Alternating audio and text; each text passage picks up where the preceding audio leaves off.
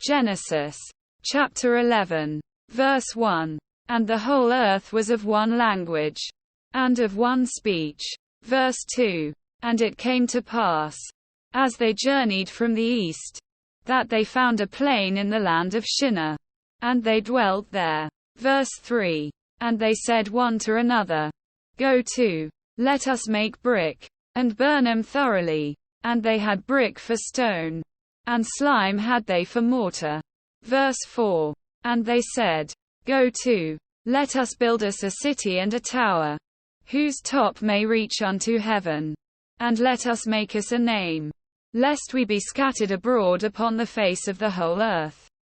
Verse 5. And the Lord came down to see the city and the tower, which the children of men builded. Verse 6. And the Lord said, Behold, the people is one, and they have all one language. And this they begin to do. And now nothing will be restrained from them, which they have imagined to do. Verse 7. Go to, let us go down, and there confound their language, that they may not understand one another's speech. Verse 8. So the Lord scattered them abroad from thence upon the face of all the earth. And they left off to build the city. Verse 9. Therefore is the name of it called Babel, because the Lord did there confound the language of all the earth. And from thence did the Lord scatter them abroad upon the face of all the earth. Verse 10. These are the generations of Shem. Shem was 100 years old, and begat Arphaxad 2 years after the flood. Verse 11. And Shem lived after he begat Arphaxad 500 years, and begat sons and daughters.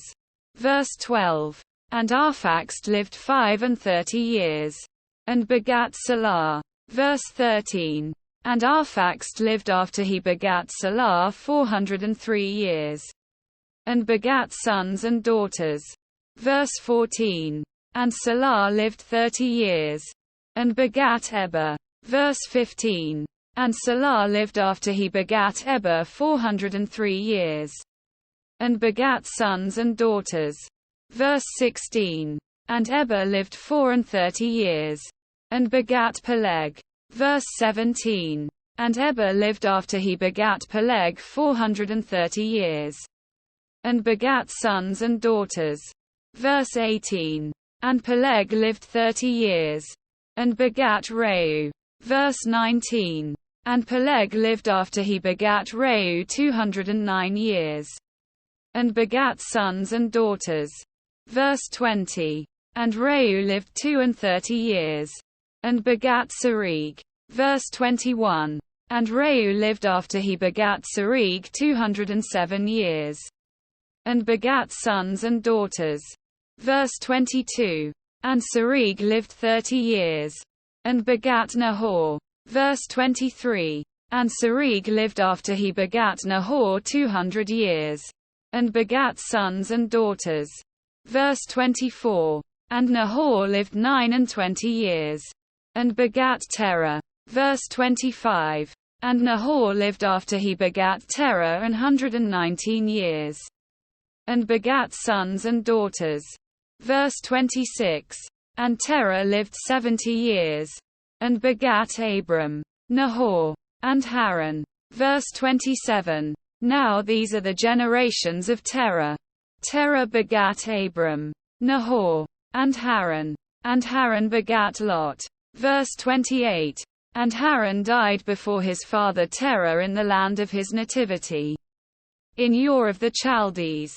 Verse 29. And Abram and Nahor took them wives.